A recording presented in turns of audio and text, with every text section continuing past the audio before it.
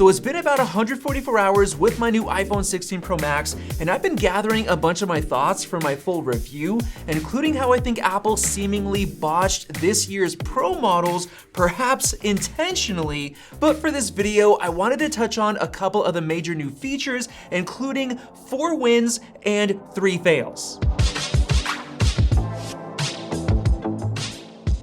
And surprisingly, one of each actually had to do with the cameras, which is a little ironic, and I'm actually really excited to talk about this. But first, I want to get into one of the biggest upgrades for me, which is the new thinner bezels. Yes, of course, they're just bezels, but they really make the new phone look and feel so much more immersive and premium compared to the previous couple of iPhone Pro models, and especially compared to other Android phones. This is by far the most refined the display has ever looked, especially with the larger display that looks beautiful with that dynamic island, which was a great idea, by the way, by Apple. And overall, the phone just looks so great, especially with the new desert titanium color, which I've got to say is my favorite Pro color ever. So for the bezel situation, making my iPhone feel immersive and beautiful at all times, I've got to say, bravo, Apple. Another big win has actually been the battery life, and I'm sure you've seen all the battery life tests on YouTube already, showing the new models gaining up to 4 extra hours like on the 16 Pro Max, and let me tell you right now, it's true. I've been finding myself not having to charge this phone nearly as often, and every time I check the battery life, it doesn't go down nearly as quickly as before, and you know what I say about battery life every single year. It's the most important feature because it lets you use all of the other features for longer, which is priceless. Now, on the flip side, I've got to get into the first big fail, and ooh-wee, is this a big one? Yep. I'm talking about the new camera control, which is just so utterly disappointing, being a pretty big flop. Now, I say so far because there is a chance that Apple can redeem itself by adding more functionality and fine-tuning it in the future, but for now, it's actually been quite terrible. But first, our longtime sponsor Pitaka sent over this really awesome collaborative gift box, and I want to see what's inside because they said they came out with some really awesome technology. Let's check this out. Ooh, look at this. Yes, they talked about it. This is their brand new technology, which basically combines their high-tech aramid fiber material, which is absolutely awesome. This is what they're known for, and it basically gives you a lot of grip, keeping it super light and thin. Look how thin that case is. Literally, it's the lightest case I've ever felt due to that aramid fiber, but the aramid weave fiber is also so strong and protective. They are now using their fusion weaving technology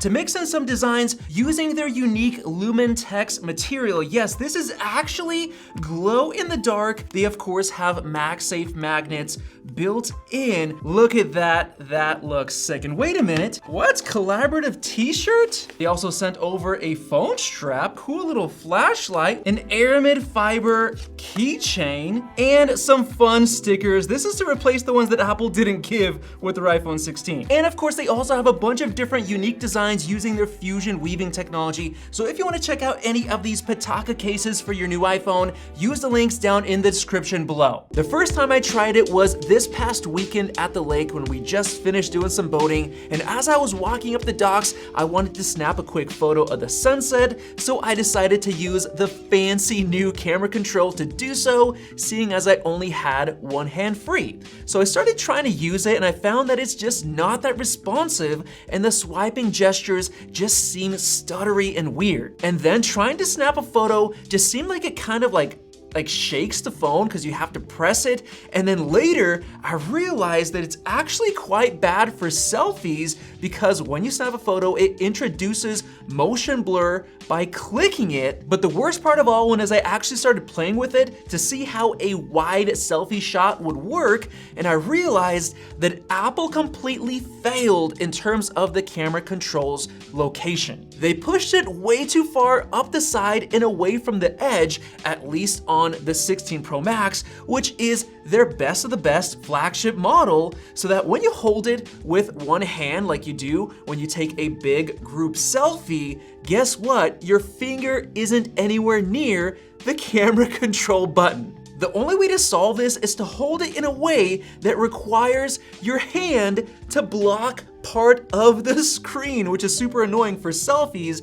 And then of course you also run into the shaking issue when you take a photo. So honestly, I prefer just to hold it like I did before and just tap the on-screen button with no shakes. And as far as accessing the camera controls, the double tap thing is always a hit or miss. I find myself tapping and it doesn't register, so I just waste a bunch of time trying to access these controls, which are, by the way, very limited compared to what you can actually do directly on the display. For example, you have your flash, your live photo mode, your raw button, you have all of your different settings that you can swipe through. You also have this little arrow with things like your aspect ratio, and you can't access any of that with the camera control. But the worst part of all is that when you actually start using the camera control and swiping through it, the rest of the on-screen menus and buttons and settings disappear. They fade away until you take a second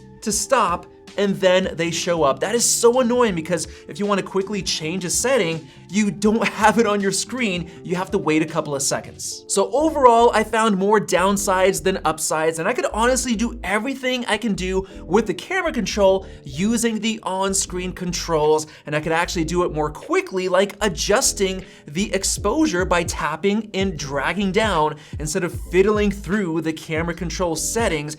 And of course, you have access to all of the other controls as well. So with that said, the camera control has been a big flop so far. Now on to the third big win.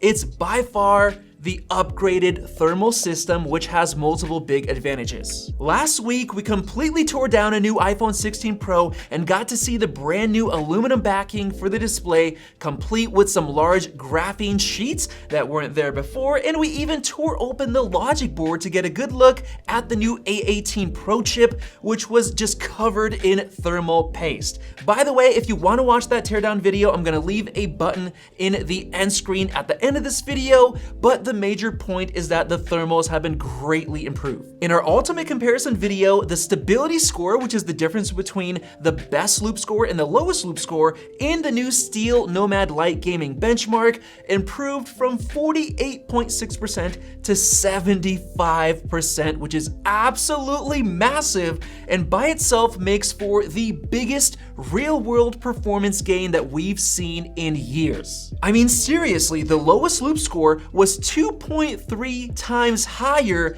which translates directly to the worst dip in FPS that you're gonna experience in gaming after the phone heats up, which is such a huge deal. This is the biggest advancement for gamers in years. Not only that, but in my daily usage, the new 16 Pro Max has felt cool to the touch, unlike my previous 15 Pro Max, and I haven't experienced display dimming once, so Apple has finally fixed this issue that's been around since the iPhone 12. And now moving on to the second fail, it's actually related to the new thinner bezels that I love so much, which I honestly never thought I'd say this, but the bezels have been causing multiple problems. First of all, since the bezels are so thin, they're potentially causing display durability issues in terms of drops, which Sam Cole from Apple Track discovered in his drop test video. But the big issue I have with the bezels is that they're now so thin that I have to completely retrain myself in terms of how I hold my iPhone,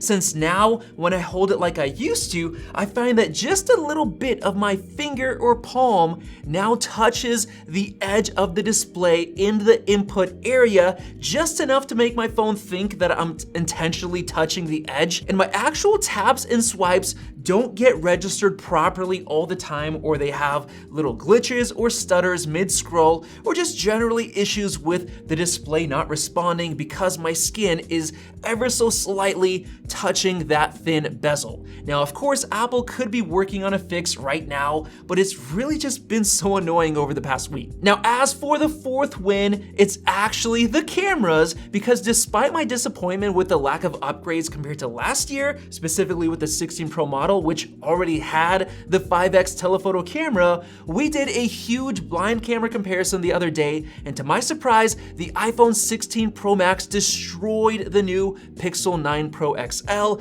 as well as the Galaxy S S24 Ultra by a huge margin, with 18 wins for the iPhone and 6 each for the other two phones. Now, it wasn't as big of a difference for Ben, but the iPhone still was the clear winner, so I guess even though not much has been changed, it's still the best camera system out there, being overall the best balanced. So if you want to watch that video, I'm also gonna put it in the end screen at the end. Finally, for the third fail, it's the Apple Intelligence features, which were supposed to launch alongside these new iPhones, but they're nowhere to be found, and it doesn't look like we're gonna get the complete set of features until next year. But worst of all, they gave all of the new Apple Intelligence features to the entire 16 lineup and the previous 15 Pro Max, which takes away all of the exclusivity, and it's yet another reason why people can stick with the old model instead of upgrading, which is a fail for the iPhone 16 Pro in my book. So there you guys go. Those were 4 wins and 3 fails after 144 hours with the iPhone 16 Pro Max.